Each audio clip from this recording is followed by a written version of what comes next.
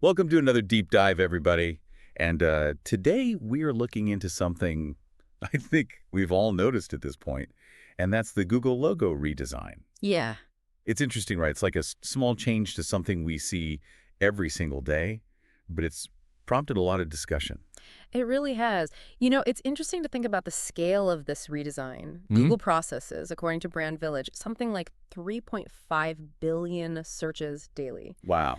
So that means a seemingly small redesign like this has a massive, massive impact. 3.5 billion. That's just mind-boggling. It's not just like redesigning a website. It's like redesigning a global landmark, I mean. Yeah, absolutely. And their own blog post, Google's own blog post, emphasized that they've moved way beyond just being a website at this point, right? Yeah, exactly. And they're really pushing this idea of an ecosystem. Right. So Google, it's your phone, it's your smart speaker, it's your maps, your email, everything. Right. And that logo has to work across all of those platforms, not just on a browser tab. So how does a company approach rebranding on that scale? It's a massive undertaking. I mean, there are a lot of factors that go into it. Yeah.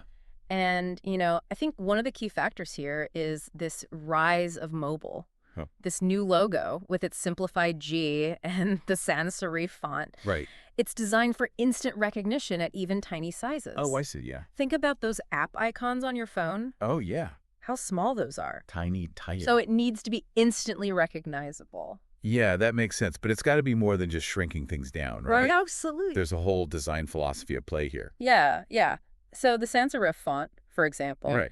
isn't just about, looking modern. Yeah. It's also a nod toward accessibility, Uh-huh. ensuring readability for users with dyslexia or visual impairments. I never even thought about that, but it ties in with their whole mission, right? Absolutely. Making information universally accessible. Yeah. So they're trying to make the brand more visually accessible, too. Precisely. And this shift to sans serif reflects a larger trend in digital design as well. Oh, really? Yeah, as our screens get more and more cluttered, Yeah.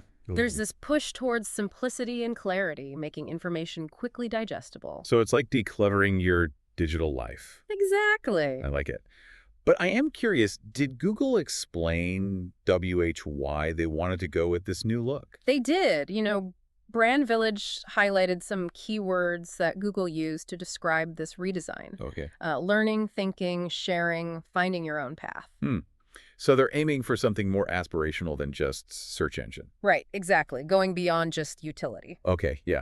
Those are all good words. But it also seems, a little open to interpretation. Uh-huh. I mean, Google's been criticized for its data privacy issues and monopolization. Mm-hmm. Do these actions actually align with that image, That's a good question. Or is it more about projecting an image, maybe, that doesn't match reality?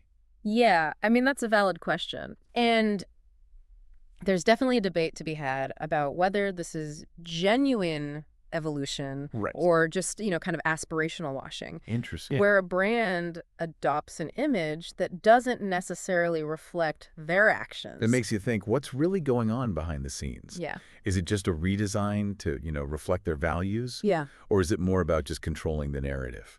It's hard to say for sure, Yeah. but it definitely raises some really interesting questions about branding and, how companies try to influence our perception. Absolutely. And it all comes down to this logo. Yeah, that little logo, so much power. Yeah, it really is fascinating how much thought goes into, something as simple as a logo. Mm-hmm. But it's not just about the design itself. It's also about how people react to it. Right. And I've been seeing online, the reaction has been, to say the least, mixed. It's been a lot of discussion. It has. Some people really embracing the simplicity, Yeah. while others are, finding it a little bland. Uninspired. Yeah, uninspired, yeah. And then there are the inevitable comparisons that start coming out. Oh, of course. I saw some people were comparing it to Comic Sans, Oh, yeah. of all things. The Comic Sans comparison is really interesting because I think it highlights how a font choice can evoke a very strong emotional response. Yeah. For a lot of designers, Comic Sans really represents like the antithesis of good design. Right. So to see it kind of get associated with Google is almost sacrilegious to some. Yeah, it's like wearing a tuxedo with flip-flops. It just Yeah. doesn't work. It clashes. It clashes. Yeah. But, this strong reaction also shows how deeply personal our relationship with these brands can be. Oh, absolutely. It's like when a brand we're so familiar with changes its look, Yeah. it can feel like a personal attack almost. Totally. Like somebody came in and rearranged the furniture in your favorite coffee shop. Yeah. Still serving coffee, but it doesn't feel right. It's just off. Yeah. Mm. The New Yorker had a pretty unique take on this too, right? They did, yeah. Something about McDonald's fries. Yeah. So Sarah Larson, a writer for The New Yorker, offered some pretty whimsical observations, I would say, comparing the logo to McDonald's fries, children's refrigerator magnets, and even hinting at a suspicion at a shady rebrand, which is pretty harsh. McDonald's fries, huh? Yeah. I mean, I kind of get the refrigerator magnet. Yeah. You know, the bright colors, Yeah. the rounded shapes. It does kind of have that Mm-hmm. playful, childlike quality. And I think her observations, even though they're, they're kind of humorous, Yeah. do touch on some key design elements, the Yes. rounded shapes, Yeah. could be subconsciously triggering these associations with, like, familiar, comforting things. Like McDonald's fries. Like McDonald's fries. Makes sense. And that refrigerator magnet analogy speaks to the logo's simplicity, Yeah. the attempt to appeal to a very broad audience. Right, but suspicion at a shady rebrand, I mean, that's pretty harsh. Yeah. I mean, is she implying something a little more sinister is going on? Well, I think it's important to remember Yeah. that anytime a company as big as Google makes a significant change, Yeah. there's always going to be that skepticism. Yeah. People are naturally going to wonder, like, What are they up to? what are they up to? What are the motivations behind this? Yeah. Is it truly beneficial, or is it just a superficial makeover? So maybe it's less about the logo itself Mm-hmm. and more about this distrust people have of big tech. Yeah, potentially. It's like, Google, what are you really doing here? Exactly. But let's put aside the conspiracy theories for a Mhm. moment. And it's worth noting, right, Mhm. that this redesign kind of reflects Google's willingness to experiment Absolutely, yeah. and to adapt. They're not afraid to shake things up, even if it means, Mm-hmm. facing a little backlash. Yeah, they're okay with taking risks. Yeah. And while some people mocked the new logo, I mean, let's be honest. Right. It's this willingness to experiment that has kept them at the forefront of innovation. Totally. I mean, they launched things like Google Glass, Yeah, I mean, that was which we all remember. ahead of its time. It looked kind of ridiculous Pointless, yeah. at first, but it paved the way for all these wearable technologies. Absolutely. And in the tech world, standing still is basically the same as falling behind. Yeah, you got to keep moving. This redesign, regardless of whether you love it or hate it, Yeah, demonstrates that Google is actively trying to stay relevant, yeah. appeal to, maybe a generation that values Quick. clean, minimalist aesthetics. It's a reminder that even giants like Google have to evolve to stay ahead. Mm-hmm. But this constant evolution, it makes me wonder Yeah, about brand identity. right. How much can a brand change before it loses that essence? That's a great question. It's a delicate balancing act, Yeah. Staying true to your core values, but also adapting to the changing needs and expectations of your audience.